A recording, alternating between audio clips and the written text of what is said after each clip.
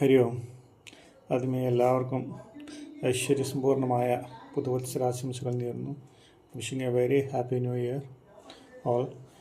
Okay, നാളത്തെ ഡേയിലെ പ്രത്യേകത എന്ന് പറഞ്ഞാൽ എല്ലാം വാൺസിൻ്റെയാണ് കാർഡ് റീഡിങ്ങിൽ വന്നിട്ടുള്ളത്.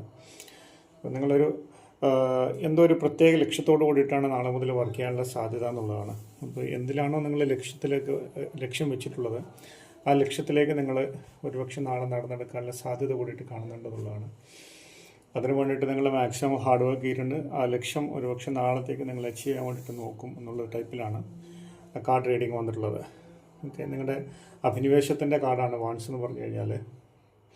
ഓക്കെ, അഗ്നിയാണ് അഭിനിവേശം എന്ന് പറഞ്ഞു കഴിഞ്ഞാൽ. അപ്പോൾ നിങ്ങൾ ആ ഒരു എന്തോ ഒരു ലക്ഷ്യം വെച്ചിട്ടാണ് നിങ്ങൾ വർക്ക് ചെയ്തിട്ടില്ലെങ്കിൽ ആ വർക്ക് ചെയ്തതിൻ്റെ റിസൾട്ട് ഒരുപക്ഷെ നാളെ മുതൽ നിങ്ങൾ എടുക്കാൻ തുടങ്ങും എന്നുള്ളതാണ് കാർഡ് പ്രകാരമുള്ള റീഡിങ്ങിൽ വന്നിട്ടുള്ളത്. ഓക്കെ, അതുപോലെ കിങ് ഓഫ് ഫാൻസ് ആണ് നിങ്ങൾക്ക് നാളത്തെ ഡേയും വന്നിട്ടുള്ളത്. ഡേ പ്രകാരം നിങ്ങൾ വളരെ പോസിറ്റീവായിട്ടുള്ള കാർഡാണ് കിങ് ഓഫ് ഫാൻസ്. അതുപോലെ തന്നെ നയൻ ഓഫ് ഫാൻസ്. നിങ്ങൾ ഇപ്പോൾ ഇത്രയും കാലം ചെയ്തതിൻ്റെ ഫലം എന്താണോ എന്ന പ്രതീക്ഷയോടെ നിൽക്കുന്നത് നാളത്തെ കൊണ്ടിട്ട് നിങ്ങളത് വളരെ ലക്ഷ്യത്തോട് കൂടിയിട്ട് വളരെ എയിം ചെയ്തിട്ട് നിങ്ങളത് കൊണ്ടുപോകുന്നതാണ് എന്നുള്ളതാണ് ടെൻ ഓഫ് ഫാൻസ്.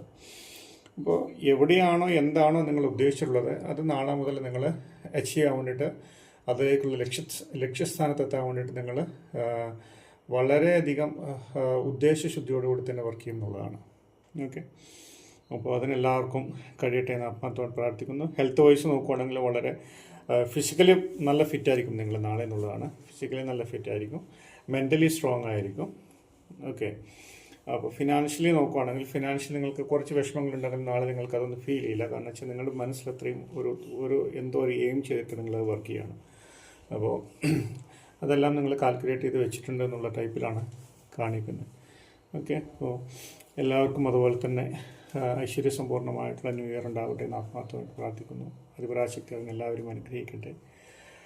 നിങ്ങൾക്ക് എന്താണോ നിങ്ങൾ നല്ല ഉദ്ദേശം വെച്ചിട്ടുള്ള മനസ്സിൽ അത് ഉദ്ദേശത്തിന് നാളെ കൊണ്ട് അതിന് സ്റ്റാർട്ട് ചെയ്യാൻ, അതിനൊരു തറയിടാൻ അല്ലെങ്കിൽ അതിനൊരു തുടക്കമിടാൻ സാധിക്കട്ടെ എന്ന് ഞാനും പ്രാർത്ഥിക്കാം.